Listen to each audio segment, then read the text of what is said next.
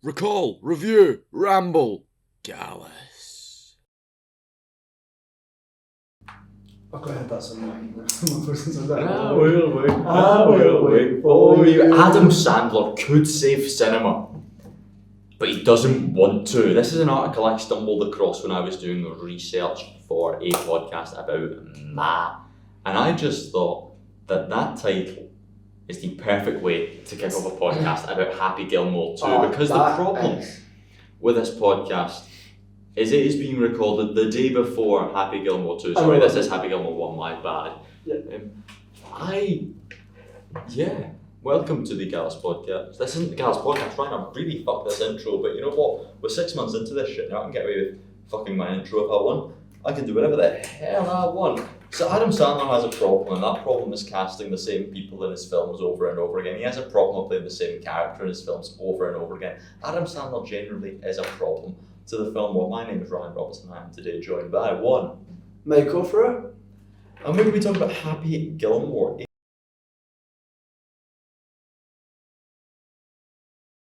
a pretty decent Adam Sandler movie. Yes. And it's just unfortunate that we decided to film this one the day before the second movie comes out. I look forward to watching it. So hopefully it lives up to the standard of the first one and is somewhat decent. Maybe I will leave a comment in this video's comment section where I say my thoughts on Happy Gilmore 2. And I may do the same. I think that makes sense. Let us know what you think of the movie. We're still going to talk about Happy Gilmore 2. This is the first one where I've not done a cold open, and it feels quite unnatural, and I'm not going to lie.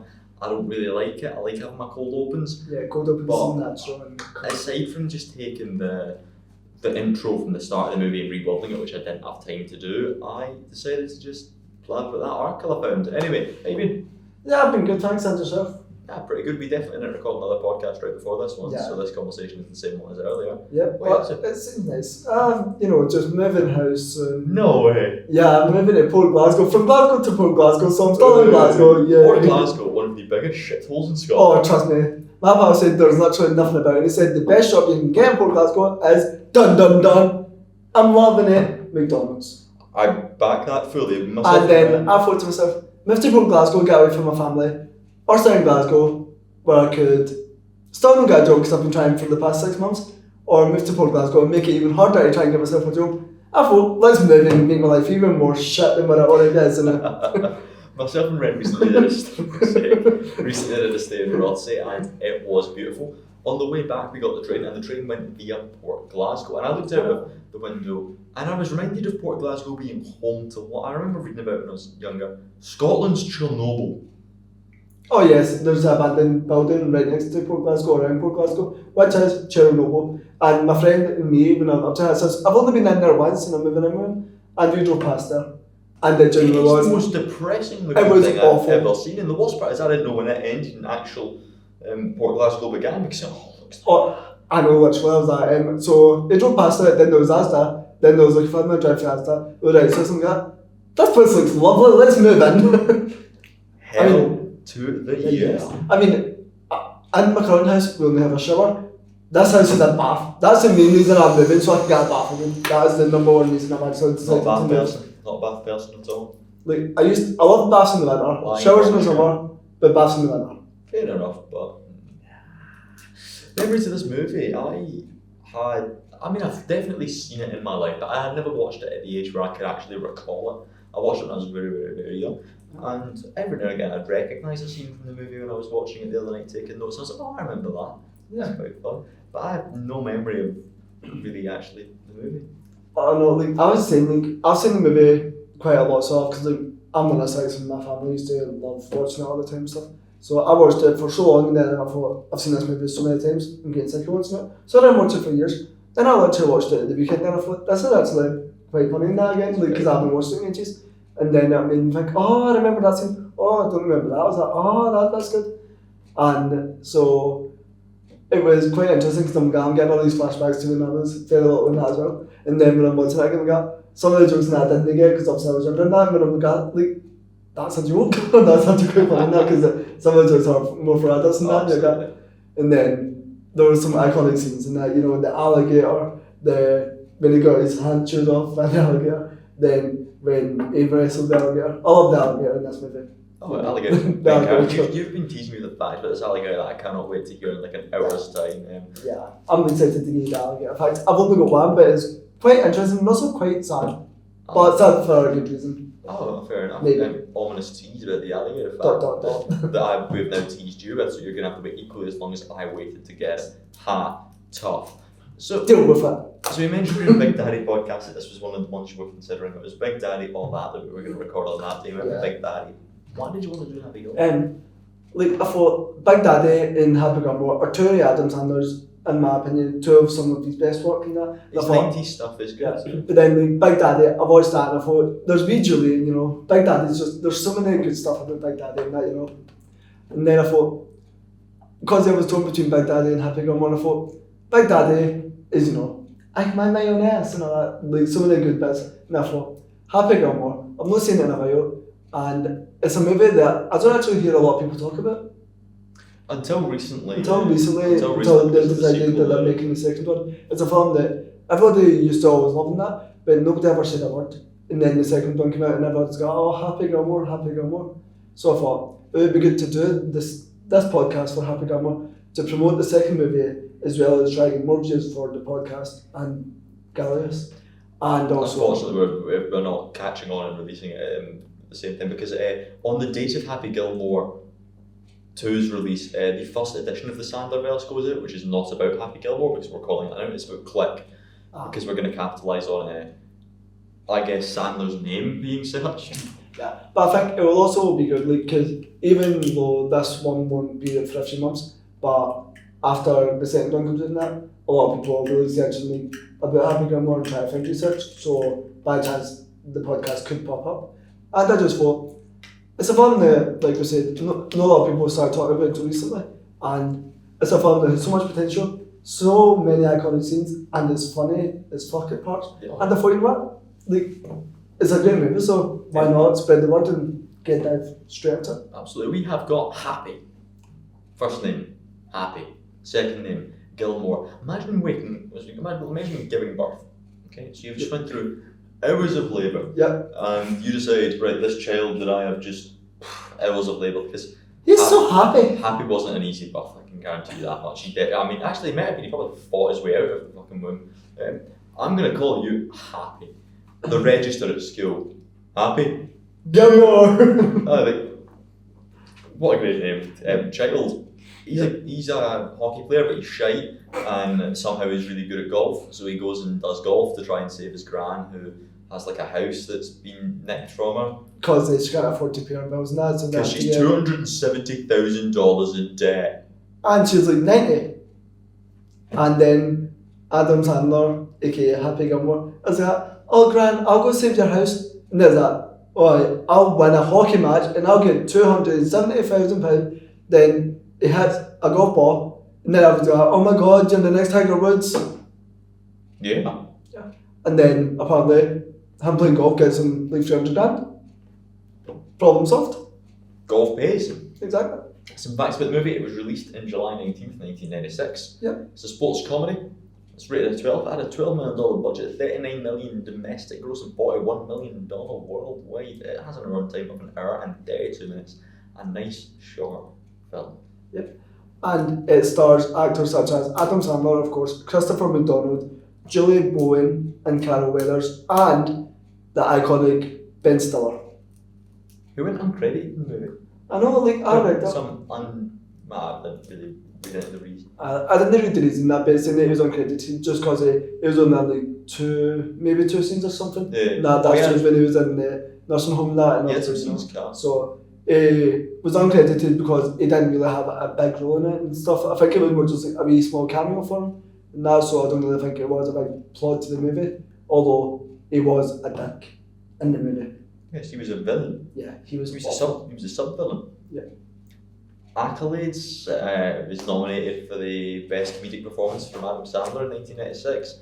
It won the best fight between Adam Sandler and Bob Barker for the MTV Movie Awards. That was a fun scene to watch. Worst Actor, Adam Sandler was nominated for the Stinker's Bad Movie Award. The Golden Raspberry, Adam Sandler was also nominated for the Worst Actor. And the Kids' Choice Awards, it was nominated for the Best Movie. What a fucking 50-50 that is. And do you know that the movie was also nominated for a sound effect award? That makes sense. Yeah. Like, I didn't really read into that, but I seen that and I thought, sound effect in that. But then I'm thinking, I can't really recall there being a lot of music. But It's good music, it was good sound effects as well, actually. but I'm thinking more for like the sound effects, obviously with like the wind of the golf balls and like the sound of like the hockey sticks and that. You know? Oh yeah, all the sound of those golf balls. Yeah. And it's And just then that the splashes over in the again. water. Yeah. So Happy Gilmore, the movie, it came from Adam Sandler being fired from SNL. Like many Hollywood comedy actors, Adam Sandler made his start in stand-up comedy using his sharp wit and charismatic stage presence to captivate audiences. Recognising his talent, Sandler was given the opportunity to join the esteemed cast of SNL, as we would have established in the Sandlerverse. It was here where he would further refine his skills. During his time in the show, Sandler not only showcased his comedic acting abilities, but also sharpened his writing talent as he took on the responsibility of penning the majority of his own sketches, hence they were funny. I'm ad-libbing on this end, by the way. After being let go from SNL in 1995, Sandler's career took an unexpected turn, leading to a fortuitous collaboration with fellow SNL alumni Tim Hurley. Together they co-wrote the widely popular movie Billy Madison. While filming the movie, Sandler and Hurley were already laying the groundwork for the next project, Happy Gilmore, which would go into production a mere year later. Since then, Sandler and Hurley have worked together numerous times on comedy hits, such as The Wedding Singer and Big Daddy, because we all live in a Sandlerverse. Yep. Like, another interesting fact that I found out that the movie's screenplay was actually written by Adam Sandler himself with Tim Herring. Yeah, and I think the final cut of the movie was like the 5th draft or something of the script. And I just thought, like, I never knew that until I was doing the research and that he actually wrote the script as well. Absolutely, That scripts, was quite good. I thought, never actually knew that, so I thought that's an interesting thing, you know, that he wrote his own parts in the movie and that, so he wrote that he was going to be a psychopath. Growing up, Adam Sandler was a big fan of movies like National Lampoon's Animal House and Caddyshack, 2 movies very much about golf. So that these influences can be felt in Happy Gilmore through its subtle homages. However, the inspiration for the character of Happy actually came from Adam Sandler's friend Kyle McDonough. Sandler and McDonough became friends in their very first year of school. In adulthood, they remained pals as their career took them in completely different directions. McDonough famously played ice hockey for Murrayfield Racers, yet also had an underlying love for the game of golf. One day when playing golf together, Adam Sandler observed the fact that McDonough carried over a tremendous amount of power from ice hockey, enabling him to drive the golf ball extraordinary distances. From here, the concept of Happy Gilmore spawned. The script would go on to cause controversy in the golf world. In Happy Gilmore, the tournament Happy enters is called the Pro Tour.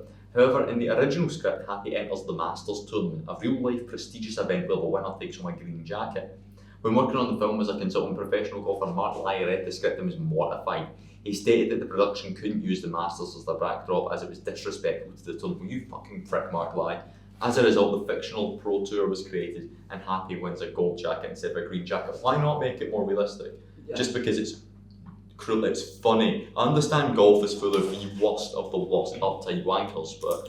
Yeah. I think it's hilarious though that he doesn't even care about golf, he doesn't even want to play golf and that, he's just in it to get his back in that. And the fact that the more he doesn't want to play it, the better it becomes. And then when he wins that gold jacket at the end, and then, like, what's his name again? The person that he's always head to head with. McGavin. Aye. He's at head to head with McGavin, and then McGavin steals, like, gets him run over, steals the jacket, and then runs away. Before Happy Gilmore, Carl Weathers was known for his recurring role in the Rocky franchise. By the 1980s, he became a larger-than-life action star thanks to movies like Action Jackson and Predator. As a former footballer in the Oakland Raiders, Weathers effortlessly developed physical power and athleticism to his roles, something he later became renowned for. So when he bolded Happy Gilmore, his comedic role as the golf coach Chubbs was a refreshing kind of role for him. Interestingly, the movie adds a subtle nod to one of Weathers' most classic characters from the movie Predator. In Predator, Weathers' character loses his hand whilst battling an unstoppable alien. In Happy Gilmore, his character can no longer play golf after losing a hand to an alligator. Therefore, he acts as a coach instead. Yeah. Nice little nod. R.I.P. the hand. After its release in 1996, Happy Gilmore proved to be a resounding box office success. The film not only showcased Sandler's comedic talent, but also played a pivotal role in propelling him to even greater success in the years following. More so ever, Happy Gilmore featured an early and unforgettable role from comedy heavyweight Ben Stiller, who portrayed the despicable yet undeniable hilarious orderly of the retirement home where Happy's beloved grandmother resides. He plays the same character in the movie Hubie Halloween. Oh, didn't know that. Yeah. Do you know that Happy Gilmore was edited by Jeff Grusin and Steve Armour? Never heard of them. Yeah, but I've just thought that. I was wanted to find out. well, Like, to be fair, I've heard the name Steve Armour. I feel like I've heard the name. I'm sure he's edited a few movies. I'm not sure what exactly in that, but when I seen that name, I thought it sounds similar. I mean, almost definitely. Nah, so I just no clue who they are on that, but you know, they did do if they edited the movie in that, they did quite a good job with all the scene changes, you know, all the shortcuts, you know. Adam Sandler's father, Stanley, was such an avid golfer that after he retired at the age of 54, he spent a considerable amount of free time on the links. Naturally, he often took his son with him, so Sandler grew up to love the game as well, especially after watching the classic comedy Caddyshack. You seen Caddyshack?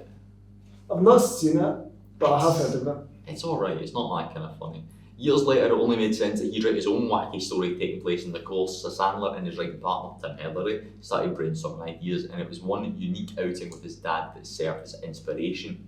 While golfing with his father in New Hampshire as a teen, the comedian brought along his friend Kyle McDonough, saw how far he could hit that ball, and when he was on an interview with the Dan Patrick Show, Sandler joked that his father may have liked McDonough more than him, because my father loved Kyle so much. It was like Kyle was the only guy in my life that'd be like, Dad, remember your kid? I'm your kid, man.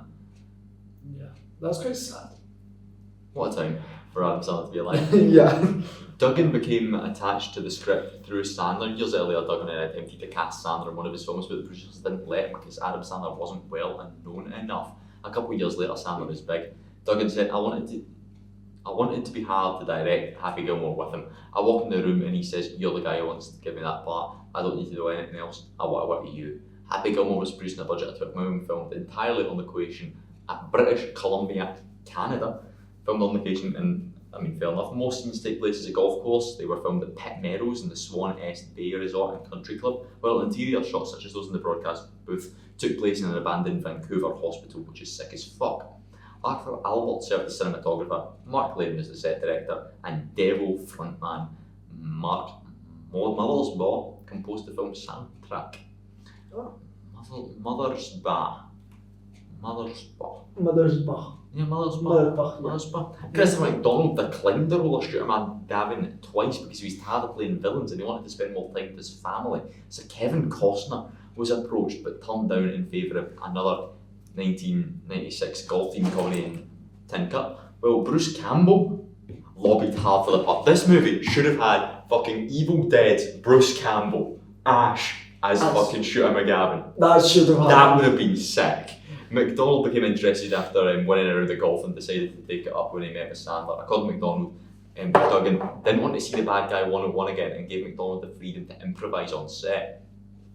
Happy Gilmore features appearances from Richard Kiel, known for playing Jaws in the James Bond franchise. According to Lundquist, Interesting. We'll come back to that one. Right. Yeah, filming took place from the July 6th to September 1st in 1995, and we've got two more slides where we do our play-by-play, and that is a slide about the director and a slide about the release date. Right. Dennis Duggan, what do you remember of Dennis Duggan? He plays Shooter McGavin, correct? No. Who's Dennis Duggan again? Dennis Duggan's the director. I don't really know much about him.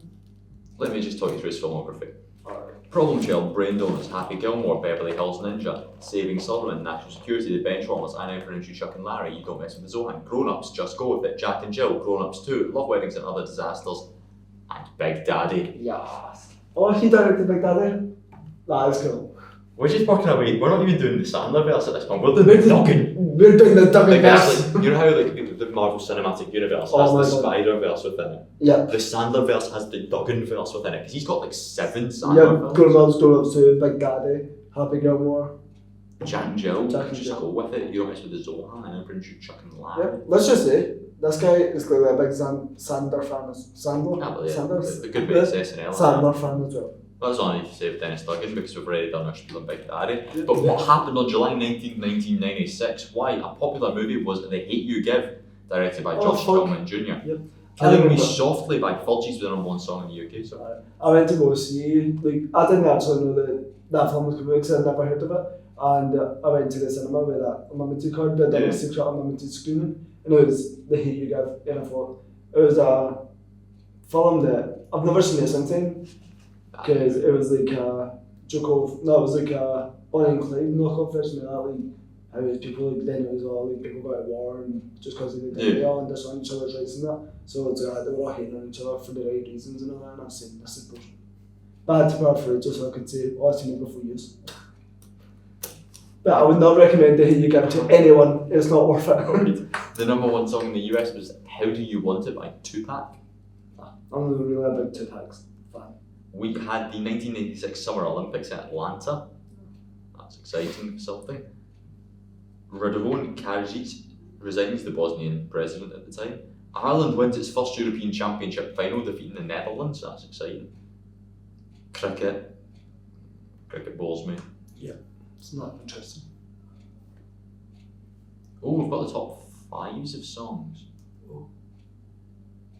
Where's the UK top 5? We got Killing Me Softly, Peter Andre, Mysterious Girl, The Spice Girls, Wannabe, Oh my god. The Lightning Seeds 3 Lions.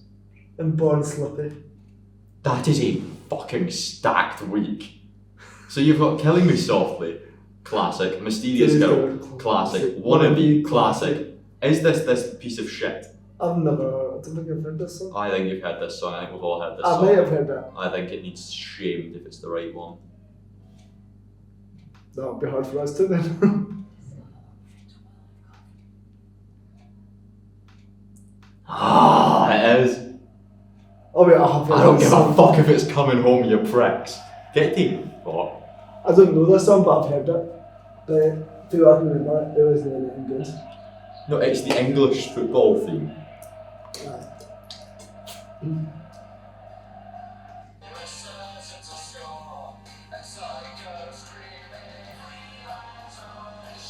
Sounds like Megan singing.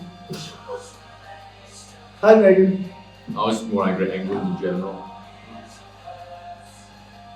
I don't give a fuck about it coming home. So you know what, we're gonna go from that fucking English classic to the Scottish classic. Let's get some train spotting. The number 5 song. It's so quiet, you can't even pick it up. Volume's very off on this laptop. Yeah. Did America have anything as good as that? They've got Tracy fucking Chap. They've got fuck all. Got any more movies? No, it's just Zodiac Exciting Fish. Moon Phases. How old you are. Yeah, that's enough information on the before of Happy Gilmore. Yeah, anything else you'd like to add on the befores of Happy Gilmore? The befores. Nothing really. I'm trying to look at these notes. Other than the fact that you said the movie earned 21.2 million. Oh yeah. But the budget for the movie was only 12 million. It was a 12 million budget and it made 41.2 million. I mean, absolutely, it was very So it was good. And then I think I've got a star note here that it said that he is really similar to Tiger Woods in the aspect that the way he was playing golf and that, how he was really good and stuff. But then I also seen something that saying that, I'm not sure if it was confirmed or not, but I think he might have been autistic in the film and that, because then I would say that it doesn't understand why he acts it and stuff. And I have got my note here actually with that, and it's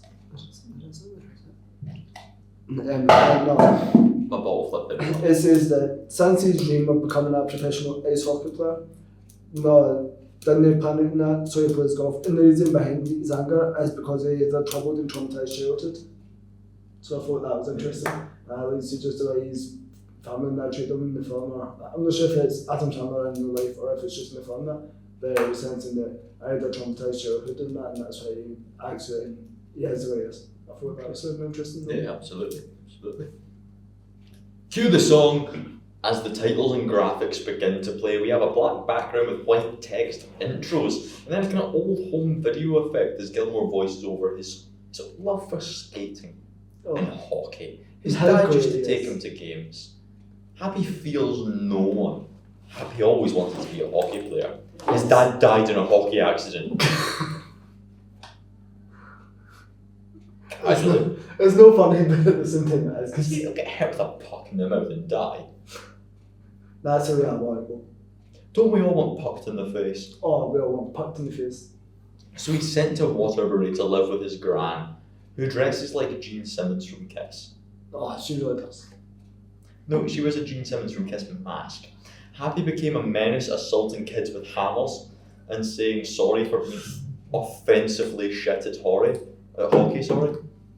That's a well-wrote note line. Happy became a menace, assaulting kids with hammers and saying sorry and being offensively shit at hockey. Yep. Road worker, janitor, security guard, gas station attendant, plumber, which gives us a bum shot because you need a bum in a movie. Construction, currently, shot and had a fight with his construction boss. He shot a nail gun in his boss's head. And the boss didn't die, he just had severe trauma and brain damage. His boss, of course, Richard Teal, Jaws from James Bond. Who also wanted to hurt Sean McGavin badly. But you would, wouldn't you? Yeah. He's in The Nutty Professor, he's in Brainstorm. Great film. Oh, but he's uncredited, that makes sense. A Man Called Dagger. Longest Yard, Hysterical So Fine, Ace to Go Places, So- Happy Gilmore, Inspector Gadget. He is in Tangled. Tangled as Vladimir, and it was his final film role. Has he passed away? I hope not. Passed away in 2014, aged 74. I didn't know he was dead. That's quite sad. What a legend. I was doing it won't be in the second one, sadly. What an absolute legend Richard Kiad is.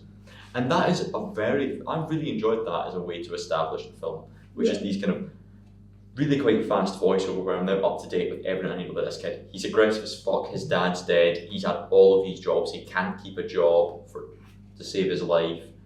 He lives with his gran, he loves his gran. Yeah, it Nice and was simple, grand, yeah. nice and quick. It was kind of 3 minutes long and did everything it needed to do. Yeah.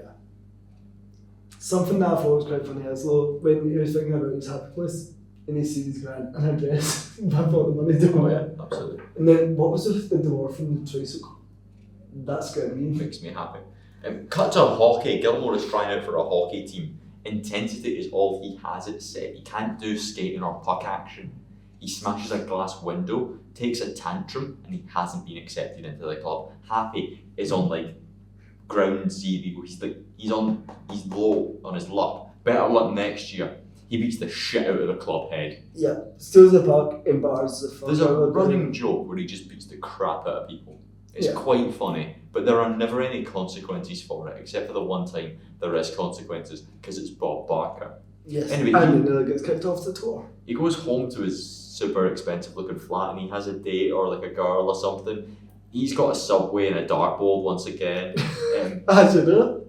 His partner is leaving him for not going anywhere in life. Like he doesn't, he shouts at her and then he does a baby voice. He's not spending his life, she's not spending her life with a loser. And then he's like, don't leave me, please. And she's like, no, I'm going to see my mum. And then she goes to see the mum, and then a kid mysteriously gets dropped off at his doorstep, and then he looks after Julian for a while. They get up to all shit. I've just opened my Big Daddy notes, I think. I saw like. Oh wait, no, this is the Happy Gilmore notes, isn't it? This is the Happy Gilmore notes. This David, just David happens. voices and then he's stroking the wall. Yeah, like after she leaves, now he's like, right, we'll go away, no one needs you, and that. Then he comes back, he's like, oh, please come back, baby, I didn't mean that. I think you'll find he He says, does smooch, schmoo, kissy, kissy. Yeah, This is and then a nice little Chinese lady shows up to his door. Who he fucks. Happy Gilmore Yes. is going to make everything okay. He licks the machine. She's gone, but the PA assistant is playing his performance to a sizable audience. Again, dark boldness flat. This is just the Big Daddy-fication of Happy Gilmore. He wakes up to the lady who came over saying, "You don't want breakfast."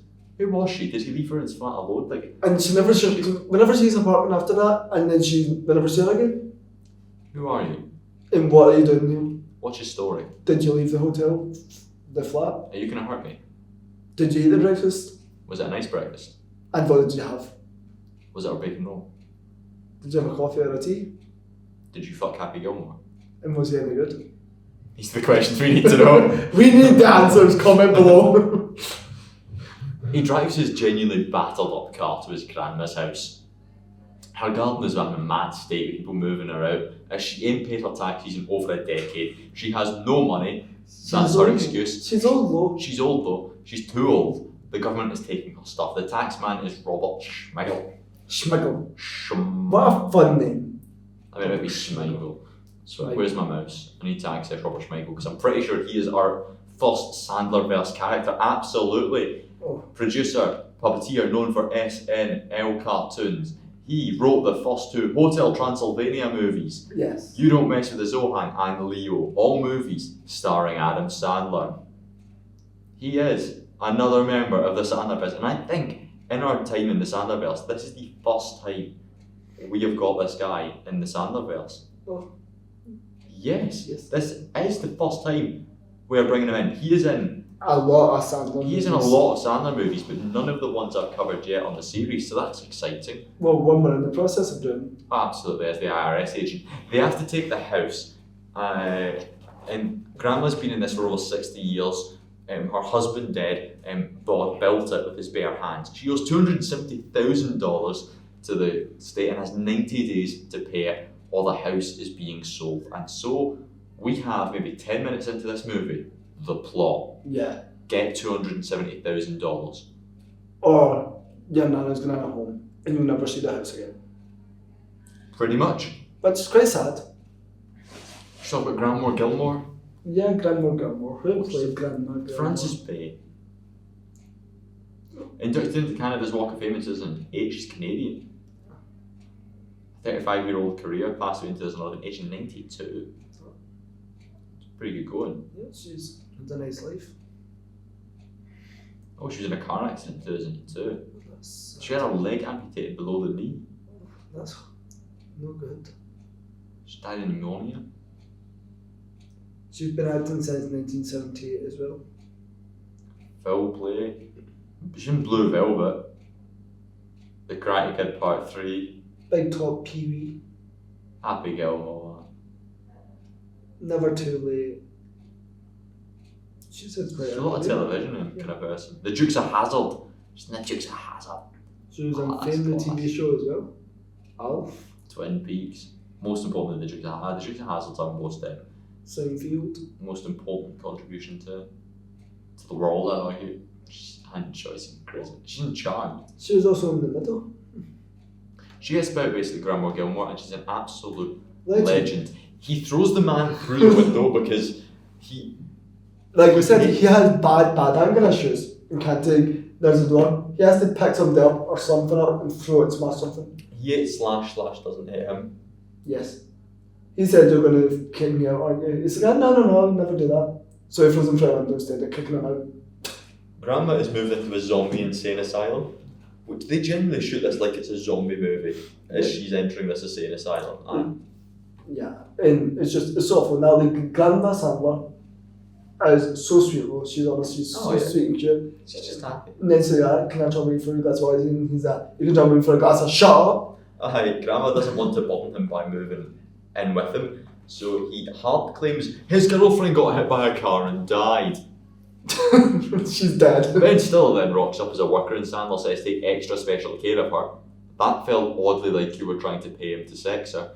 Offers him money, he declines the money and says he'll do it for nothing. Grandma asks for milk and he says, Oh, you can trouble me for a glass of shut up. And then shut the hell up and Shut- sleep yep. or I'll put you to sleep. Yeah, shut down and sleep or I'll put you to sleep. And then she's just like, oh. Her exact words, oh dear. Oh dear. Which is exactly my no. Oh dear. Oh dear. The moving people that are moving Gran out, I like how there's no wasted scenes in this movie. It's just go from one thing to the next, to the next, to the next. It's none of this admin pish. The moving people, I love a 90-minute film. The moving people offer him a golf shot to get back to work. They're like, we're taking a play with these old golf clubs. We're not working, and he's like, right, cool. So if they can hit the ball, if Happy can hit the ball further than him, Then they'll go back to work straight away. absolutely. And Happy absolutely belts this POV shot ball 400 yards Yep. through a window. And then they'll go, beginner's luck, there's no way you can do that again. $20 bet. Yep. Then, same thing happens. But this time, he hits the person in the window. He hits the person that was came out to yell about it. Then the one time, Double or nothing, you know what? 40 this time. What does he do this time? he kills the person. No, he hits a woman, Oh, yeah. knocks her out of the window. He's not killed anyone yet. Did she not die? Did she fall out the window? I think she'd just be in serious pain. Yeah, well, nailed that casually. Double or Nothing hits a woman out of the window because comedy. He's paid for his bet, and this gives him an idea he might be good at golf. Yep. Will Sasso is one of those lads. Yep. And there's only one reason to bring up.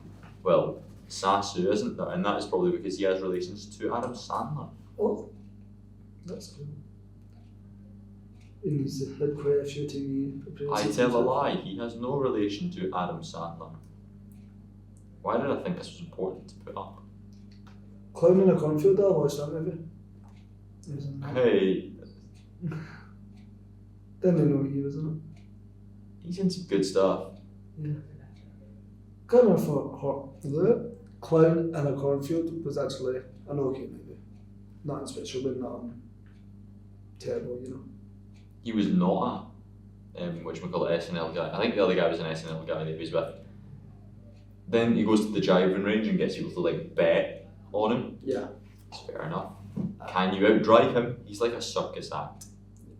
Everybody that tries, just humiliates herself. And you mentioned the sound effects on the shot are insane. Yeah, they really are. Like the sound of the wind in the golf balls is like it's really happening. Oh yeah. Carl Weathers rocks up, Mr. Rocky. That's all I know him from. Mr. His Rocky. Big Austin Creed. He was wearing all Lacoste. And he never doesn't wear Lacoste during the movie. He catches him and sees an opportunity. He enters the cage and starts tanking balls to toughen up ahead of the next year's trial. Like, that bit baffled me. So, like, Yeah. Adam Sandler enters a cage and just starts taking balls to the chest to try and get stronger for the trials in 364 days, whatever it is he's saying. Weird. Yeah, and then somebody's like, what are you doing, boy? He's like, got to toughen up for next year's trials. Oh! And then the wee boy goes in, hits him, and then just falls. Scrubs said he will personally teach him for free. His legacy was ruined because an alligator ripped his hand off, so he took his eye. Yep. A hand for an eye is what they say. Yeah. And then Adam Sandler shakes a hand, or so we thought, but little do we know is, shakes a hand, and the hand comes flying off. And then it gets ran over by a semi. Then they pick it up and it's only got 2 fingers. Shrub says when they open tomorrow, you enter the tour and you could get a gold jacket. Sandler has no idea what any of this means and likes to point out that golf requires you to be a prick and need a huge ass. Yes. I argue you shouldn't be an ass to play golf. I'm joking. I'm not. Golfers are assholes. Stereotypically, golfers are assholes. Anyway, Carl Weathers passed away February 1st, 2024, and that was a very sad time. He had a college football career, professional football career, big acting career, you know. What his 2 most notable roles would have been Apollo Creed in Rocky and arguably this in Happy Gilmore. Yep. Well, he was in a few Rocky movies. Yep. Oh, Toy Story 4 as He well. was Combat Carl. Oh, that was cool. Oh, that's quite funny.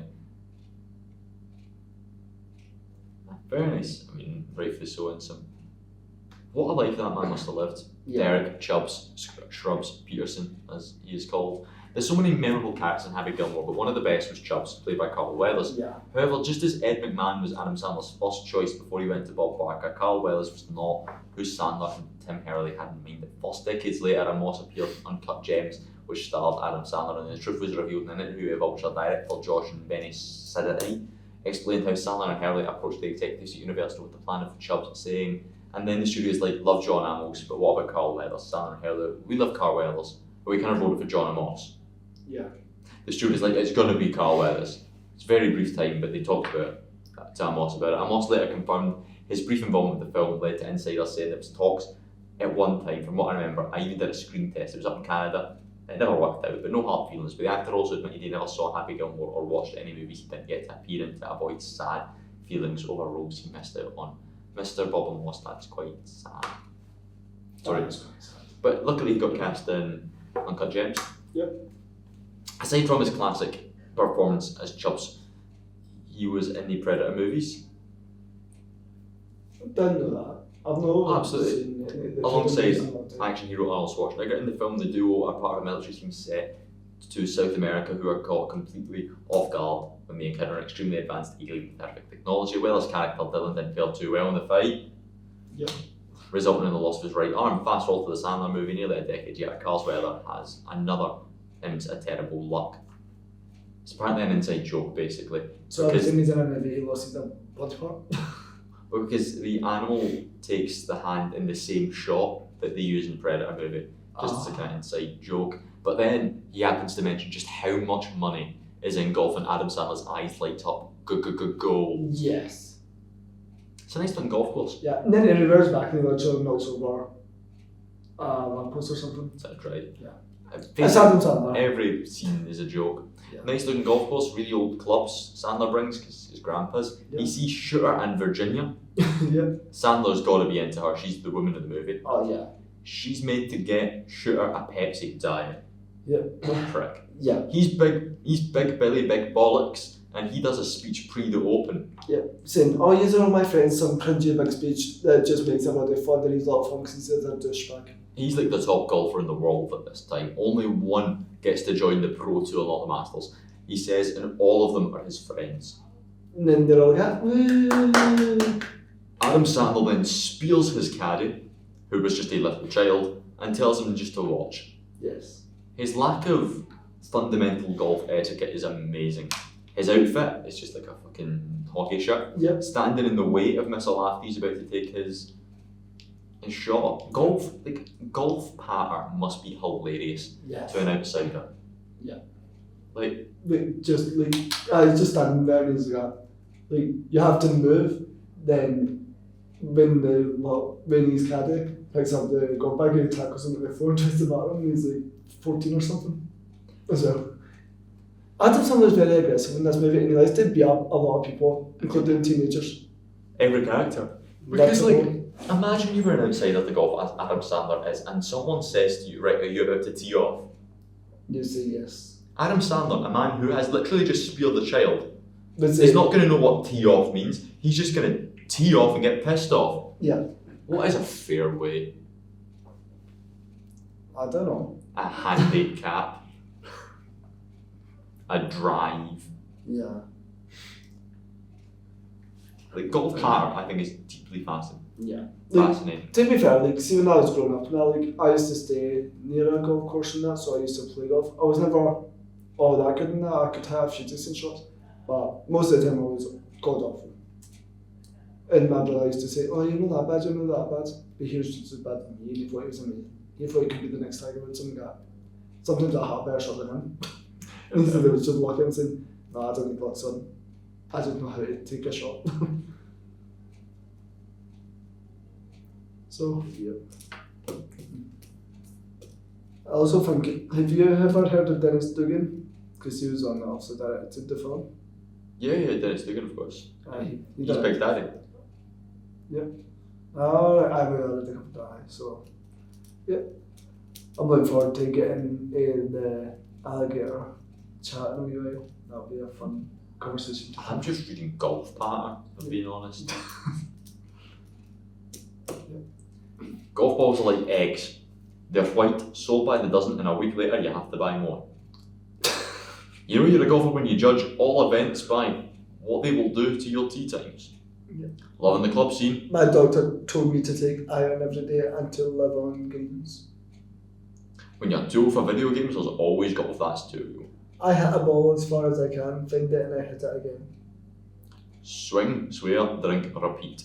I don't lose golf balls, I just have 15 stroke limits per hole. World's okayest golfer. This is how I roll. I like golfing, maybe 3 people. Got a hole in one, then I woke up. Golf, where you buy a bucket of balls, dig holes with sticks, put it all in a bag and walk around for hours. I like big putts and I cannot lie. My golf clubs are weapons of grass destruction. My drinking team have a golf problem. My handicap, the clubs, the ball, the weather, my partner. I could have gone pro if it not for my inability to score well. Golf, the only sport with the most feared opponent, Are you looking at my putt? is yourself. Weekend forecast, golfing with a chance of beer. I've got the perfect body for golf. It's round. These are bad jokes. Go long or go home, fairways and greens. Never up, never What in. the fuck is going on? Let me begin. Put a I'm good actually swing on. baffled by all of this. Yeah. Right, one more golf choke. I want one more golf choke for this podcast before we're going to take a short break. Yeah. I hate this joke from you. Oh, right. That's fine. No, I like a good joke as much as the next person.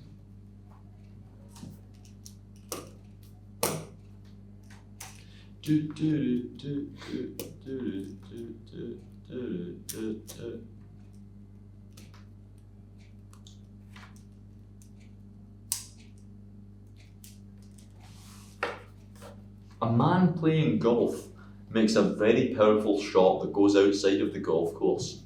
The place is very close to a highway, and when the man goes to look for the ball, he cannot find it. He asks another man in the area if he has seen a ball coming from the golf course. The man, with an astonished and worried face, tells the golfer, "You know, the ball that you shot reached a tourist bus travelling on the highway. The driver was hit and the bus went off the road. Everyone on board died." At this point, the golfer gets really worried too, but before he can say anything, the man adds, "Not only that, the bus hit a nearby motel, causing a fire that killed everyone in it." Whilst the golfer is almost crying after hearing the sad news, the man goes again.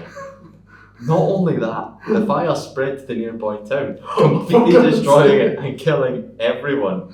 Oh. At this point, the golfer is shaking because of the tragedy that has happened and mumbles, "Oh my god, what can I do now?" Almost whispering, the man answers, "Hit a little slower." Oh god, that is so sick but funny. It's a golf joke. Best golf joke I've ever heard. Heard?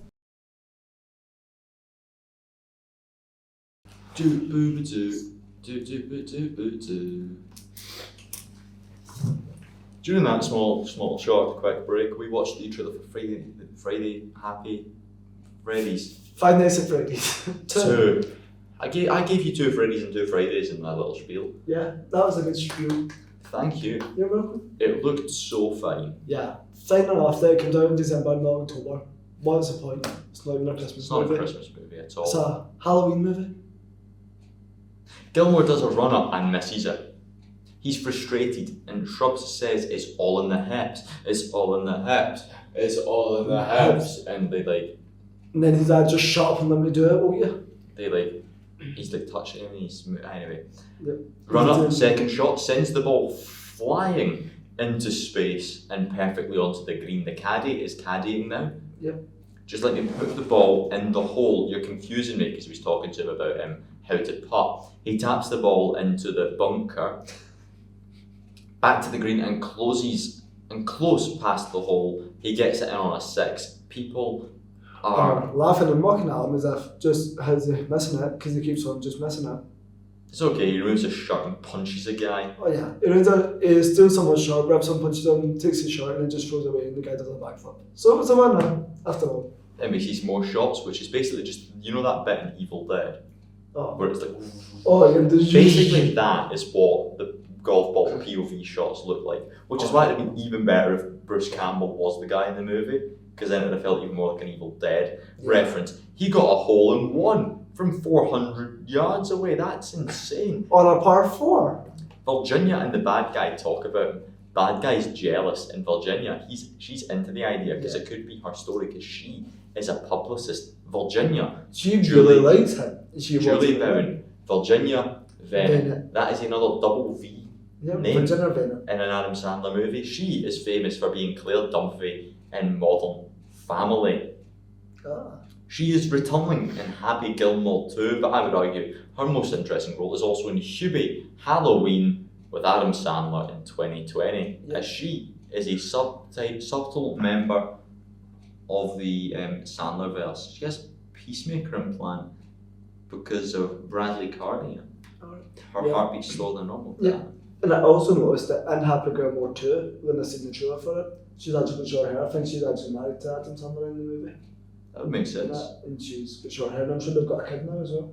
I know, maybe. No, Gilmore does good golfing and begins climbing the leaderboard easily. He puts balls in sand water. He puts the ball into the sand water, dives into the water to get his ball, and well, many others are there. Jump. That's the song that's played. Can't remember the name of the song, but that's the chorus. Yeah, it's just like, neither can have it. It was just jump. Until it goes under the water, literally looks about and finds all different golf balls, and that, till he finds his. He gets it, then who comes up with him? The alligator. Because remember that, he got the ball and then the alligator jumps up and steals it out of his hand. Does it?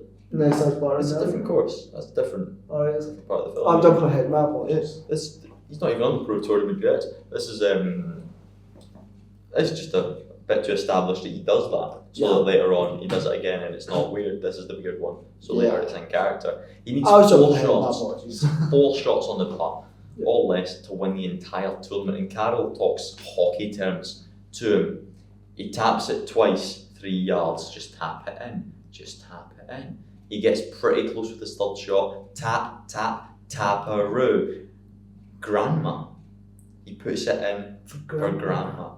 Oh, it's magic. You never believe it's not so. And there's another song that plays. 2 banging songs in the past, 2 minutes. He got big ass trophy now. Oh, he got the big ass trophy and he was over the moon. But Sean McGavin, on the other hand, wanted to punch his face in. Yeah. Virginia talks to the publicist and tells him that next week in Poland, the tournament winner wins $216,000 and $24 for last place. And Sandler's like, so you mean even if I lose, I get money? It's a win-win for Adam Sandler. Carroll says he won by luck. He advises him to practice before going pro. He says 6 months every day. I'll train you. Easy. Happy's like, nah, I'll figure it out in the day.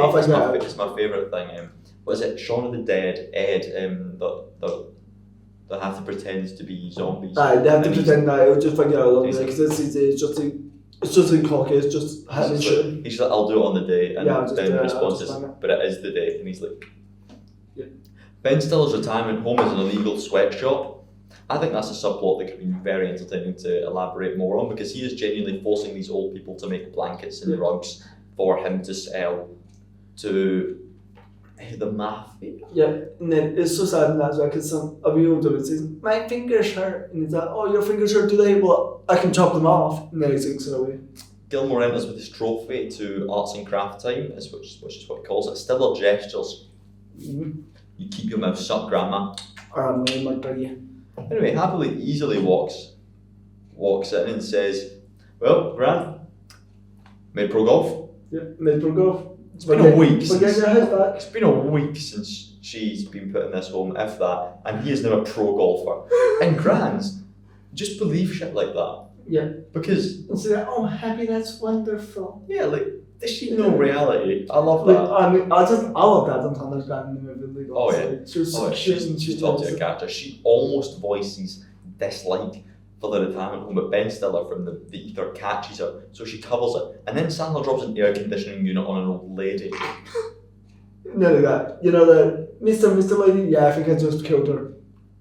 This might be his second kill of the movie. Oh, again, also by Adam Sandler. He is racking up a kill count. Yes, I love how, unlike in Big Daddy, he's so nice and he's trying to help people and try to get custody over a kid. And then this, he's just a stone cold murderer that doesn't give a flying fuck about what happens. Carry on my wayward son. There may be peace when you are gone. That's the next song. It's been 10 minutes, we've had 3 banging tunes. The soundtrack to this movie is fucking stellar for reasons I don't really know. This is the song he's listening to on the radio as he pulls up in his AC/DC shirt to the official golf tour. He meets these famous golfers in their golden jackets, excluding Shooter McGavin. The bad guy. The bad guy, that's what I've called him. Yeah, the bad guy. Shooter McGavin is like, I'm going to get mine this year, right? Because it's 2 months. And if I don't, then, well, I'm not going to chaos on the table. Shite. Anyway, Happy's bored. He goes to play the arcade games, which is when we meet professional golfers Lee Trevino and Mark Lai. Mark Lai, the guy that was doing the strip supervising. Yeah. Nice to know that they're both playing themselves, these actual professional golfers in this scene. He dresses in a suit to go to the 9 o'clock pro meeting on the 9th, but that's sprinkler time. What a prick this bad guy is. I know. Yeah, and also remember to wear something nice. Wouldn't have done that to Happy. I know. PR lady calls him out for falling for the 9th green at 9 trick. They flirty banter for a bit. She's in a nice dress. Hey, my girlfriend is dead. Fell off a cliff. Died in impact. Yep. So that's the second lie that he said, because the first time she got run over when she was dead. Well, we don't know their lies. We didn't see this partner after. Yeah. I suppose the only lie would be the girlfriend part. Anyway, she tells Happy to basically go to sleep before the game. The commentary team commentate. Shooter is the clear favourite because he's on a winning streak, and he's such a PR fake prick. Shaking hands and smiling when in actual fact he's a dick. Yep. And then he's like, oh yeah, everybody's also missing that. You better stay away from me, you better watch your back. I'm sure Fred's happy every chance he gets. Gilmore ain't got a caddy, so he basically just commandeers a man that he saw trying to steal a car. Yep. And Scam people earlier. Yep. And he was like, you know what?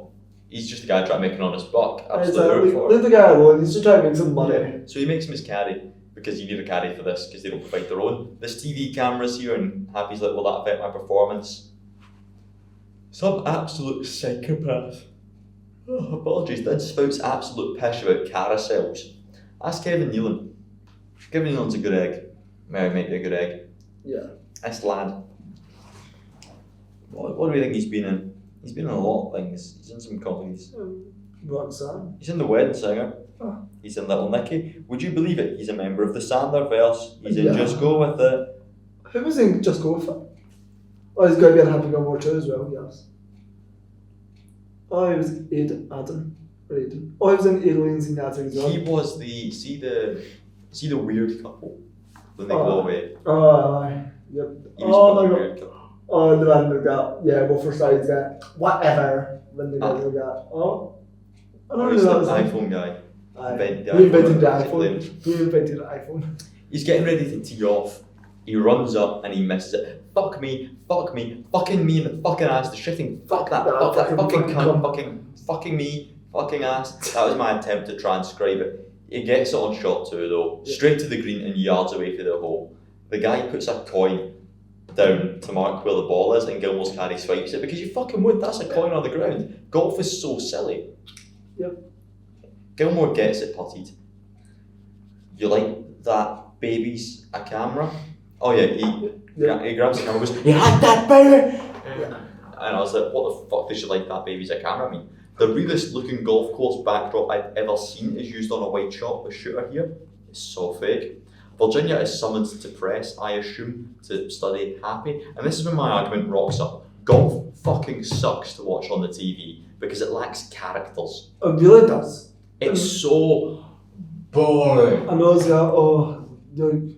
and then it's the fact that you need complete utter silence, then you hit it, then the guy, oh yeah, then you need to just literally watch this. Exactly. And it's like, where's the characters? Where's the characteristics? Where's the cheering? Where's the applause? Where's the actual excitement? Happy Gilmore makes golf fun in this because he's a character, he's a presence, and he even brings a presence out of Shooter, makes Shooter a disliked character that we want to boo. Yeah. Therefore making golf better. That's what the real world golf needs. It's like the darts. The darts would suck if it was like the golf. But no, the darts guys walk out to fucking Stevie Bunton Titanium. Yes. You just get cheerleaders behind them. You get fucking Michael Van Gerwen walking out to Seven Nation Army. Oh, Michael, yeah. You've got the fucking Power and Mr. Anderson, Stevie Anderson. You've got 180. They've got Chelsea Dagger. Go to see the Palace in February actually. Anyway, it's all that. Fucking brilliant. Happy rides his club like a bull. Oh, yep, and then all the weird women in the nursing home are doing it as well.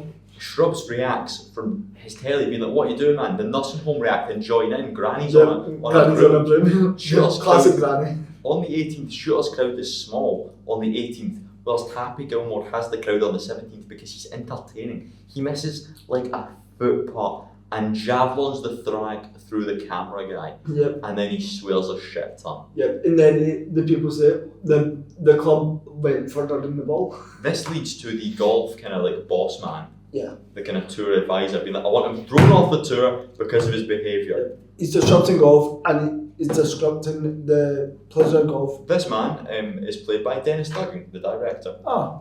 Virginia then argues golf has been needing a working class hero. Yep. Fuck these uptight rich people sports. People want to see him. Tours have sold out because of him. The Yep. boss says he has to clean up his act. He then beats the shit out of his partner. Yep. And then Virginia also says that this is the first time in golf history the ratings are through the roof of Happy Gilmore, because so many people are rooting for him because they love his reckless behaviour and they love the excitement and they love the fact that, you know, he brings something special to golf. Shooter wins in, well, his press conference interview's all about Happy because he's the talk of the town. He came last, but he is the bollocks. Happy has a beer afterwards. Shooter says this is his tour. Happy wants money and to kick Shooter's ass. He then attempts to glass him. Yes, yeah. And he's like, you stay away from me. When his literally tries to cut him, and then he's like, oh look, there's some on there, there's some there, oh there's some up there as well. Just stop it, Happy. Virginia breaks it up into some A rhyming. Virginia says, calm down or you get kicked off. No swearing, hitting players or throwing clubs. Happy says he will work on it. So no fun. He then tries to score a date.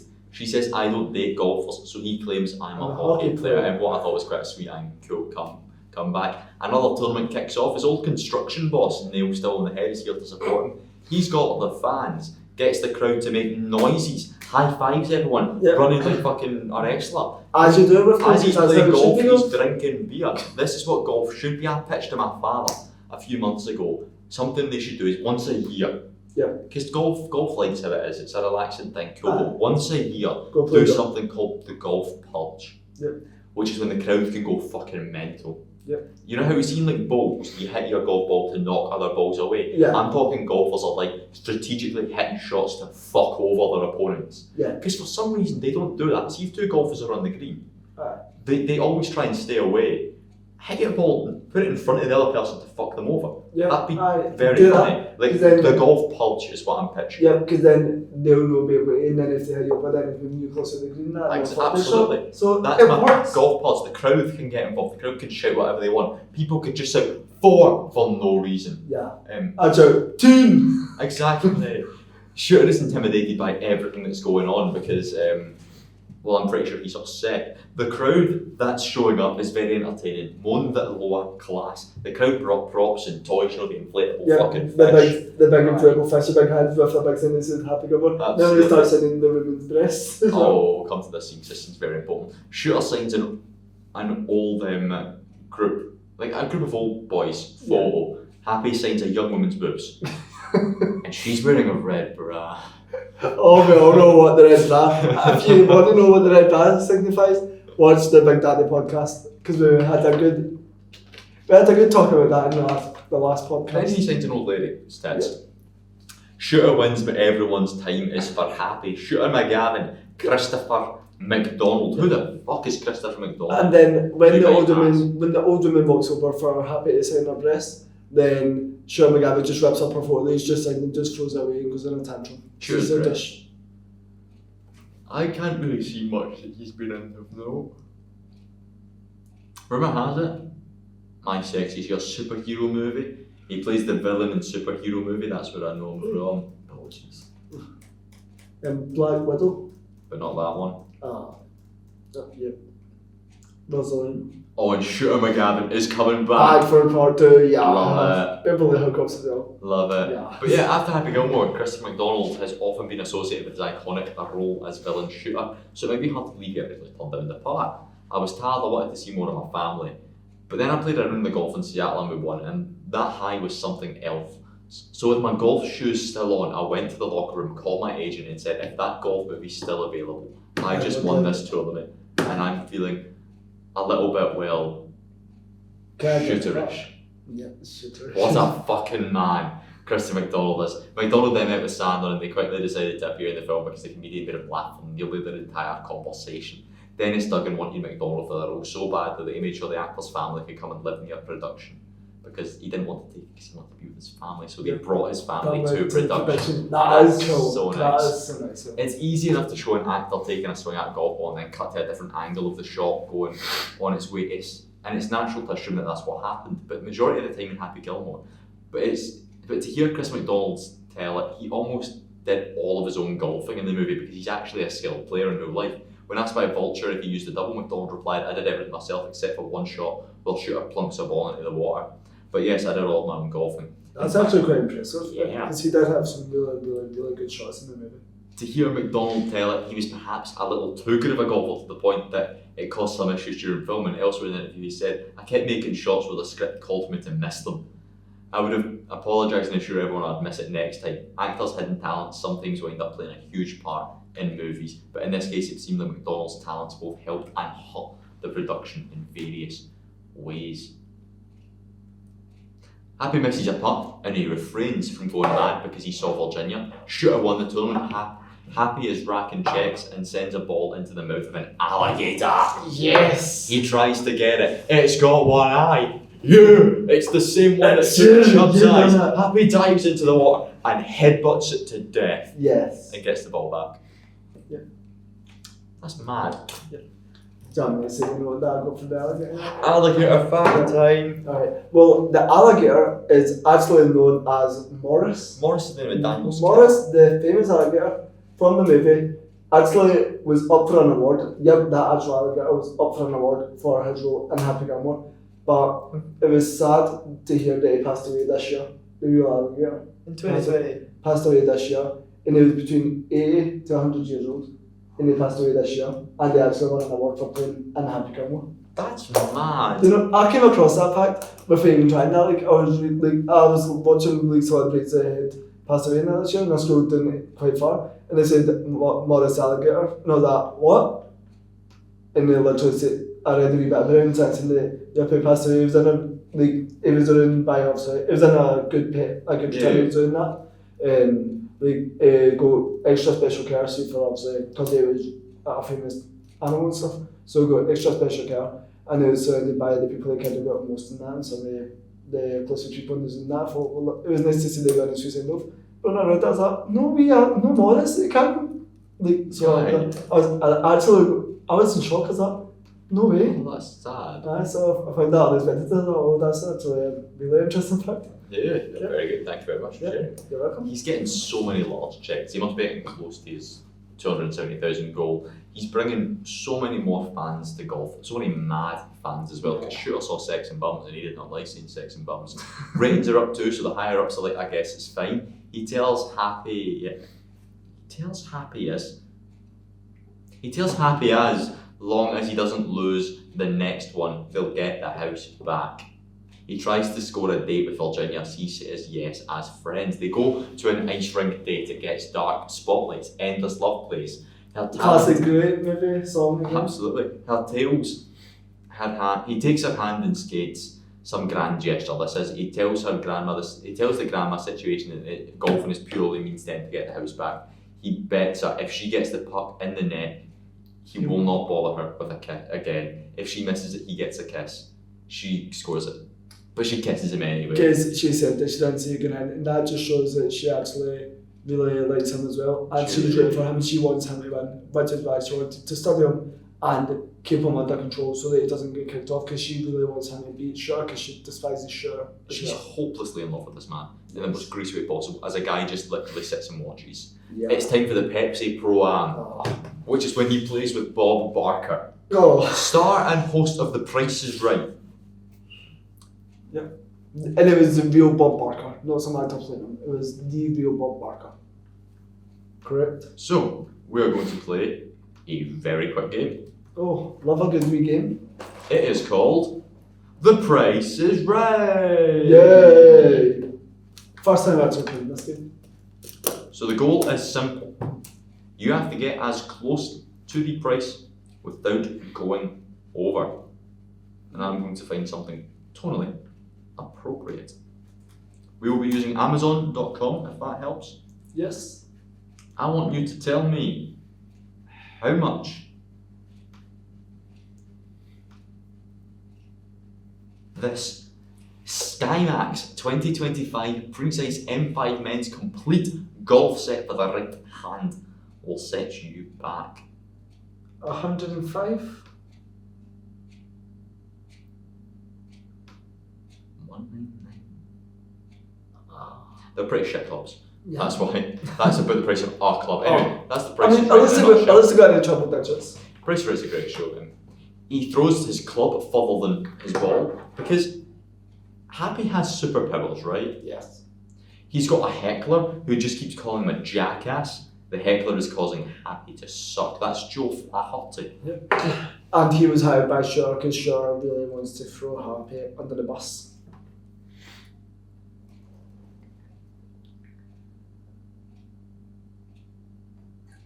Passed away at the age of 82 on April 1st, 2024 after a short illness.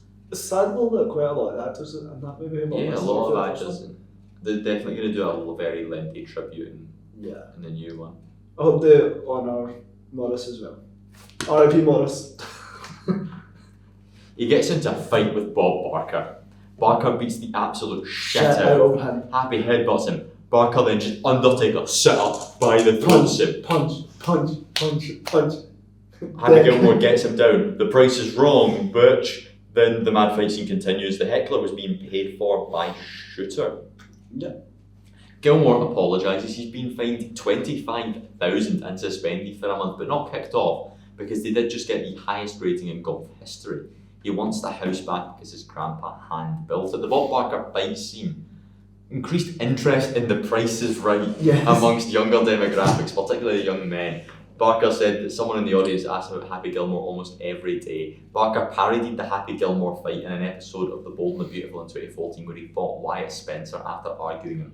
In 2015, Sandler and Barker reenacted the fight for the Comedy Central night of Too Many Stars fundraiser in aid of autism charities. Yeah. The fight scene also highlighted in a special primetime episode of The Price is Right, as well as various news articles that announced Barker's death on August 26, 2023 at the age of 99.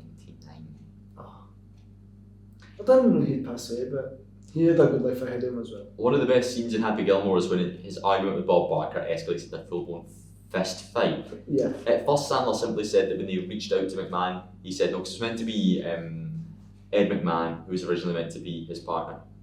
But Ed McMahon didn't want to do it because it was probably a bit too vulgar, so they ended up going for Bob Barker. When Bob Barker was asked to make what would later become the most popular cameo in Happy Gilmore, he had already spent years training with martial arts expert Chuck Norris, as well as karate champion and fight choreographer Pat Johnson. The game show host joked that his experience honing his skills over these many years is why he accepted the part. Adam Sandler, American comedian, Barker explained, and of course, 20 years, I never won a fight. They both beat me up, so when they offered me this script, I said I'll do it because I will win the fight.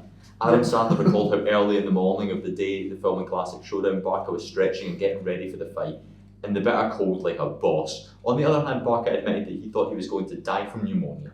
So added, next time I'd like to work inside, and told Adam another night that when they make Happy Gilmore 2, I would like more money and I would love a scene in the next picture. Who said that? Bob Barker. Ah. Sadly, Barker passed sad. away in 2023 at the impressive age of 99 and was not able to appear in 2025's Happy Gilmore 2. That is quite On the sad. other That is hand, sad. fans got to see a hilarious epic second round of the fighting indoors with Sandler and Comedy Central's night with Too Many Stars. He starts making money through a Subway advert because he just loves Subway. And the ad got him $270,000. They're now at the auction that's happening for the house. For fuck's sake, the auction is sold for $350,000. Fucking Shooter. Shooter McGavin. Shooter says, quitting the house is yours. Happy says, because he loves his grant, immediately quits on the spot. He's like, okay. But then they'll get, no, wait a minute. Then they said that he will let him keep the house if he loses the tournament, but if he wins the tournament, he gives him the house and he never bothers him again. And he said, you're on. And then they said that there's no rules at all. And then that's when it goes back to... Well, Shooter eats pieces of shit for breakfast, by the way. Oh, I forgot I that. don't know if that Oh, helps you. Oh, that does. He goes to learn how to play golf properly. He Ah. asks Carl Weathers for help. He compliments him and deprecates himself. You're the best, I'm the worst. You're handsome, I'm ugly. You've got nice hair, I've got bad hair. You wear Lacoste, I wear AC/DC. He basically, It does good. very You get the drift. It's basically the scene from earlier with his girlfriend. Carl takes him to crazy golf to learn putting in a very funny scene. I didn't make many notes of this scene because it was generally quite funny. This is one of the main scenes I remembered watching as a child, the annoying clown that laughs at you. Oh, He hates the clown, Happy beats the shit out of the clown, he rips his nose off. This is like next level crazy golf. I've never been to crazy golf like this, where like, that must have cost a fortune to make. yeah.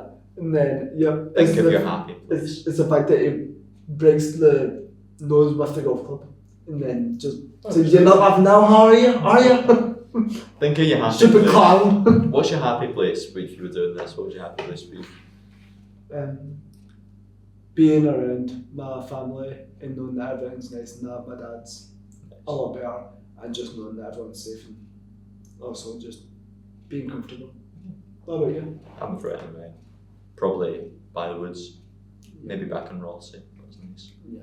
Oh well, like that's my happy place for comfort, but a happy place would have to be probably the first holiday I went with my mum and Matty when became an adult and that we went to Greece, so we did. Nice. And it was the first time I've ever drank. No, it's the first time I've ever been on a beach doing shots with my mum and Matty. Fuck yes. So I say that was a happy place, and then we went on a boat tour, and then I got very drunk. As you do. Lost my hotel key, told my sisters to go fuck themselves because they phoned me from the UK. And I don't know how I got home. I lost the hotel key, woke up at like 3:30 on someone's lunch outside the hotel, and then woke up in my mum's hotel room at like 7 o'clock, never on a boat tour. It's good to really know. sick. Fair enough. So that's a happy place. Well, Happy Gilmore's is a beer tanker carrying Virginia, midget cowboys, by the water on the grass, and grandma winning gambling on the fruity. Wearing a very, very fancy dress. Happy uses out of the box thinking to put bouncing balls off of shit. Yeah. Shrubs donates him a putter like a hockey stick. He's like, you have this putter. Happy donates him the head of the alligator. Shrubs falls out a window. And died. Shrubs is dead. Shooter and Happy are both playing for Shrubs. But it's the fact though, it's just that, you know that, I got you a little something too, you know that alligator that at your hand? Well, I got you, open it up, I got you inside.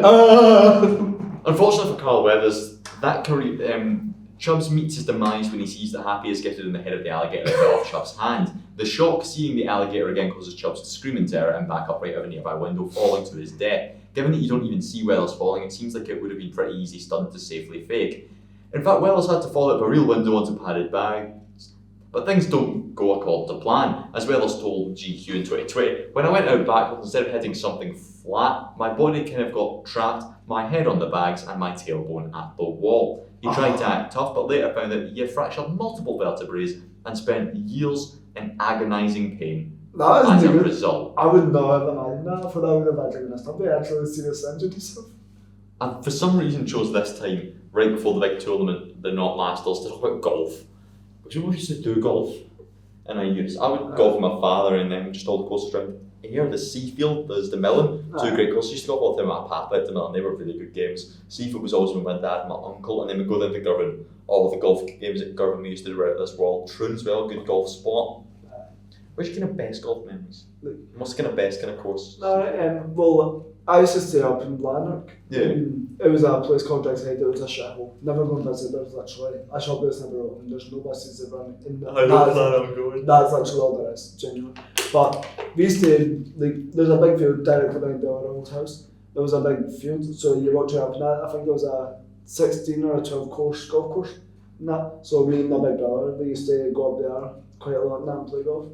Then I moved to a place called Gallus, which is near Brightside, which is even worse because there's not even a bus stop. So the closest bus stop you had to walk to was up at Brightside, which is like 40 minutes, an hour walk to go up to, and hope that bus was up. But like my uncle stayed in there, and there was literally nothing. There wasn't even a shop. There was literally nothing. There was a nature reserve, so there was a nice woods, or else there was left at our house, walked straight. There's literally a park just there and stuff. There was a big football pitch, and there was literally just all grass everywhere. So me and my uncle, like he used to play golf quite a lot in that, and we used to just play golf, like just hitting up there and that. And he used to teach me like certain ways and that. So the driving range, I was like the driving range. I've never been to driving range. I went to the driving range in Irvine. Alright. So they're probably the ones I remember most of that, but I did go with my nephew and my big brother I think it was last year or the year before now, we went to Topgolf for the first time now, so that was fun, but it was freezing cold. It was from my nephew's birthday. His birthday is the 14th of December, so we went the 16th of December, so it was freezing cold and I just wanted to Yeah. Get one. I drove a golf cart in Spain with my dad and uncle played a game over there, and that was quite good fun. Alright. Crazy golf, many a good crazy Oh, golf stories. I love many golf as well. Yeah. What about you? What's your best golf memories? Just kind of the ones I was mentioning there, Gervin with my papa, and buying wrestling DVDs from the Asda, going to the Chippy, going to the amusements afterwards. But I'll give you this one. So I went to Southport. Alright. Shithole. Remember this day quite well. 6 of us family go to Southport, like the main bit, on the day of A, an orange walk, wasn't pleasant, and B, the day Pokemon Go released. So drunk adults, annoying children. We went to the pitch, like the kind of mini golf course. It was like short holes. It was 18 short holes. We walked our way through them, but you can long enough where you could start with like a 9-iron basically. It's a pitch and putt actually, I think that's what you call it. Alright. My mum and my aunt were both pretty bad at this, and we got a crowd forming on one of the piers to watch my mum and my aunt, because Happy Gilmore pioneered a certain swing in golf, and that swing looks something like this. I went the longest route possible. Yep. I remember that song. Yep. The run-up, they call it. My mum started doing run-up shots to play golf. I thought that was incredibly funny. Anyway, the Masters. Gilmore and Shooter are conveniently paired together. Happy puts his first shot straight on the green. Shooter putts, not looking. Happy putts because Happy learned how to putt. Happy learned how to putt. Oh, she said, did that go in? Oh, I think that went in. Did that go in? Oh. Here's a free lesson. Happy just golfs better. Somebody's closer. Gilmore 1 point behind. The Joker song starts playing, the one for the fucking stairs. Like that piece of shit. Oh, bad. Gilmore evens it up. Happy be nailing trick shots at this point. Yep. At the end of the first day, it is 3. At the end of day 3, Gilmore's up 1 up. Gilmore's in the lead at the end of day 3, so Shooter is practicing Gilmore style taking run-ups. He calls the heckler Donald to ruin day 4 for Happy. Yep. A Volkswagen Beetle drives onto the course and runs into Happy, causing Happy to get knocked out. Where the fuck is the security? And why the fuck was their name monitoring somebody driving a fucking car right on the green to clearly run somebody over? It was very funny. It was. It's the fact that you can back up as if, I took out by a car, let's just continue. Look, people getting hit by cars, much like Julian and Big Daddy thinks, it's very funny. I realise. Regardless, Next time, kill me. Regardless, Donald's on fire now. Happy plays on, being hit with a car is a mad thing to happen. The idea that wouldn't be an immediate disqualification, automatic win for Happy is insane. Exactly. Gilmore's dropping shots because, well, you would. He's trying so hard not to get angry. Happy returns to his happy place, but Shooter has invaded it. And what's different about the happy place this time is now in black lingerie with her beers is Virginia. In all black, Shooter. He brings a kind of black crowd to this. He makes out everything that moves. And then makes out with his gun, which is absolutely. just sick. Happy anger tantrums, fucks up so many shots, but Grandma has came to watch the finals. She says it's okay if he doesn't win, she just wants Happy. To be happy. To be happy. Which is so nice. What a poignant line. Virginia's lingerie is now white. Yeah. Shrubs plays the piano. He sings. Happy means business now and his advantage re-returns. Few holes later, Shooter has a tantrum at the bouncy balls, etc. Happy rules because his bouncy ball's going through the crowd, and Happy rules is wrote on the chest of some men. Happy runs the crowd, Mexican waving basically. They are even heading into the 18th hole, which is a par 3, but more importantly, Happy is having fun. Gilmore, 1 shot, 15 feet short of the hole. Shooter punts it straight into the woods. And onto the foot of Happy's old boss. And according to the rules of play as it lies, Shooter gets onto the green in 2 shots. His life is then threatened. You miss it, I kill you. Pretty much. Some madman begins climbing the TV tower for some reason. Because they can't see the ball, which is, you're saying 2 settings, calm down, don't climb up on a fucking tower, there's just been run over. Shooter puts for a 3. The tower falls over, causing a massive obstruction. Happy sees his route through the towers. His Rip Goldberg machine heads turn. Yep. Which is always a funny joke in movies, when heads are just constantly turning. And Gilmore wins the gold jacket. And then, he doesn't actually get the gold jacket because Stuart McGavie says that no, it's his. So he steals it and runs away, and then every single person He is watching, chased by the masses. yep, every single person watching the game all hunts him down and bars the fuck out of him. Yeah, and he's better by the Nazis. They get the house back. They toast champagne. Then genuinely force ghosts of everyone that's dead Yep. appears from an alligator to Carl Yep, Weathers, and they're all just waving. which we love, Yep. and I think it's been very interesting. And I'm assuming his dad was it that Yeah. His dad, the alligator Dad and is Carl and Weathers. Carl Weathers. Yep. Maybe we'll get that in the second one. Yep. Such a nice wee home this is. The end. It's a nice wee happy ending because he gets the girl and he gets his grandson back. With the homeless person still being there. Yeah, do you think they adopted him? That's Alan Cover. I think the homeless person, I think after all this stuff now, I feel like it didn't really become Happy's friend. So he said that he could have done that. Happy Gilmore, Adam Covert was the producer of Big Daddy. Oh, He also acts in Bill as Phil D'Amato. Phil D'Amato. He's Phil. He's the old boyfriend in Oh, Big Daddy. that's hilarious. Oh, and it's all wriggly balls. He's in Ferris Bueller. Oh, that's a great movie. The homeless guy, he just shows up in a bunch of shit. He's in The Wedding Singer. Little Micky, of course. He's a producer for the most part. 50 First Dates. Grown Ups, Just Go With It. Jack and Jill. He's the producer and an actor. in all Hotel of these. Transylvania. Hotel Transylvania. He's the producer from Blended. 2012 onwards. He has produced almost every Adam Sandler movie and wrote a shit. He wrote Jack and Jill. This man's done wrong for us. He's been in a lot. He's been in a lot, but he also produced practically every Adam Sandler movie since 2014. This man is a producer on. That is cool. So that's including Happy Gilmore too? No. Oh. For many of Adam Sandler's classic hits, including Happy Gilmore, his old college roommate and closest friend Tim Hurley was there as his writing partner in crime. One of the reasons the two have worked so well together is just because they respect each other's ideas. In an interview with Esquire, Hillary explained, SNL teaches to be very generous with credit for stuff. Take credit for someone else's joke is a shit show. It's a shitty thing to do or something. Adam is really good about that. If I say that's a good idea to Adam, then he'll say, well, actually, so, and gave me that joke. It's a responsibility you have to be upfront about. There's one joke, however, that neither writer is willing to admit the other one came up with, which just happens to be the funniest line in the movie. When Shooter McGavin accidentally blots out, I eat pieces of shit like you for breakfast, Hillary is completely positive he wrote that, but also says, and Adam is equally sure that he wrote that joke. The disagreement lives on. Yeah. But that's a classic thing then, is that you eat pieces of shit for breakfast. Throughout Happy Gilmore, the same duo of announcers are seen commentating on both Happy's prowess and lack thereof in his golf game. One of them comments anyway, the other one does all the talking.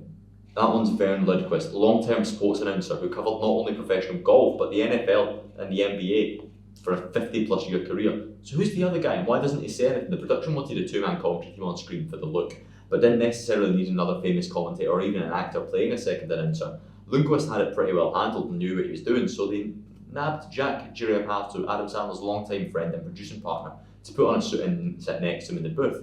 But he isn't a member of the Screen Actors Guild, so it would have been against union's rules to actually have him speak any dialogue. And this, he's a silent partner, just to nod, shrug, and otherwise silently react to everything said. Lundqvist might have had a fake partner in Happy Gilmore, but he had a very real one in his actual commentating career. Pat Hadson covered so many sport events with Lundqvist over the years. The pair was also close friends, even though the movie was clearly only wanted one real commentator. Given Haddon's thoughts on Happy Gilmore and Lundqvist's participation, Hayden would have probably turned down the chance to co-star in the movie because, in an appearance in the podcast Not Just Sports, he said, by the way, I just got to tell you something, I'm so embarrassed for you. I took my daughters to see the silly movie you're in. Are you all embarrassed to have been seen in a movie like that? You should be, Lundqvist recalled, but Lundqvist got the last laugh. Shortly after, 3 teenagers saw the pair walking out and were excited to see him, called him by name and mentioned Happy Gilmore. He turned to his friend and said, I rest my case. Among golfers, the film developed a cult following in the community, with Golf.com consequences to Southern Golf Digest praising the film, predominantly praising the villain Shooter. The Happy Gilmore swing featured a walk and running approach is often imitated or attempted for fun by golf professionals. Long drive champion and professional golfer Jim Swarovski, and also former hockey player who can hit balls over 400 yards, has been called the real life version of Happy Gilmore. That's Lee cool. Trevino regretted his appearance in the film Rule Like Offer and said he would have not done it if he knew how much swearing there would be in the movie. In 2020, McDonald reprised the role as shooter in a trailer for the video game PGA Tour 2K21. Oh, that's interesting. In the late 90s, Adam Sandler co-wrote and starred in a string of hits like The Wedding Singer, Big Daddy and The Waterboy. But that success had to start somewhere and it happened to be a difficult moment in his life. After 5 years on NBC's Saturday Night Live, fired from the show and forced to admit that his time was both sad and angry over how it played out. On the Howard Stern show, Sandler said, I remember when I saw Farley and he said, me too, they don't want me either. We were both like, fuck this shit. We got mad together, pretended we weren't sad, pretended it was for the best. Yet just a few months before Sandler's final SNL performance, Billy Madison was released to a massive success at the box office. Sandler followed that up with Happy Gilmore. And then they would go on to establish their own production company, Happy Madison Productions, taking Madison from Billy Madison and Happy from Happy Gilmore to give the title Happy Madison. Happy Madison. That just happens to be the name of my new niece, Madison. Hey, Aye. very nice. And with that being said, that is a bunch of information about Happy Gilmore. Let us know your thoughts. You got any final notes on your sheet that we could run through? No, it's basically just about how the reason about his anger being caused by his traumatized, troubled childhood. That's an interesting one that I didn't Yeah. pick up on, to be fair. So. Yeah, so because I thought that was quite interesting to see, obviously, when I was reading about it. And, Because it's a comedy film, they don't really delve into things like that. Yeah. But it is kind of there with subtext almost, arguably. yeah, so and that's what I thought. It would explain a lot as to like why it does add to it a lot throughout the film. That like why it's so angry and throws people out windows and cuts off alligators' heads and so on and stuff. So I thought that was an interesting one. But Because it's an Adam Sandler comedy, like he does so much fucked up shit, but it is all just jokes, lol. So like I'm not going to question how did he get away with this, how did he get away with that. It's a joke, right? Don't overanalyze it. And the same as you. I like to question if this was any other film, the guy you're fired for doing half the shit that Adam Sandler does. Absolutely. But for some reason, it's Adam Sandler. And he says that, and everyone just says, oh, that's fucking I just golden. enjoyed it. I And thought then it they was just really let it good. go, and I'm not going to question them. So I'm Absolutely. like, I just enjoyed it. I thought it was a really strong Adam Sandler movie. His 90s work is absolutely at his best, and I'm glad we have this under the Sandlerverse's belt. yeah. Now, I hope Happy Gilmore 2 is good. I look Yeah, forward to watching I it tomorrow. hope that Happy Gilmore 2 builds up and leads to the expectations of the first one. And I hope that, I know that there won't be all the same cast in Nigeria, so a lot of them passing away and stuff. It's okay, we have in Happy Gilmore 2, Bad Bunny, one of the top musicians of the world. We have professional wrestler and AEW's soon to be world heavyweight champion Maxwell Jacob Friedman. What a fucking bellend. He better be a pricky villain. Yep. So either way, hopefully it lives up to expectations, and I look forward to hearing your thoughts in the comments. Absolutely. Because you're going to review it in the comments. Oh, review Happy What do you Gilmore say? 2 in the comments, sure. It's what I like about this one is this movie it's like all of the setup for the Sandlerverse is this, because this is the second Sandler movie for the most, like the second proper Adam Sandler movie. He'd been in stuff. Yeah, I but think that's what this is the second kind of lead Adam Sandler movie, and it really does set up everything. You've got the recurring characters that is, and we literally the fucking caddy is the producer of every one of his films ever. And I did not know that, and I was really shocked there, especially since in this movie. Dennis Duggan, the director, directs most of his films. Exactly, and the fact that the person that sees Caddy in this is a homeless person that directing the movies, you would not have ever guessed that. Some homeless person being a Caddy directing the movie. Producing. Director was the Godhead. It's a very funny movie. Yep. I'll rewatch it at some point in my lifetime, and I'm very glad we had a chance to talk about it. Yep. So thank you very much for watching, folks. Yep, thanks for watching, and have Enjoy a the nice rest of day. your day. Absolutely. We're going to go get beer now. Yep, because it's long and it's well needed. Thank you very much for joining us on this edition of the Sandlerverse. If you want to watch other editions of the Sandlerverse, you can check them out in the playlists. Watch the shorts we used to promote the thing, get our overall interaction up when it comes to the Sandlerverse. This was a shorter edition of the Gallus podcast, Recall, Review, Ramble, the Sandlerverse. Just because we ran out of filming time. We had maybe 20 minutes more to speak on it, but never got a chance. So anyway, enjoy the rest of your day, folks. Links and all that, references in the episode description as always.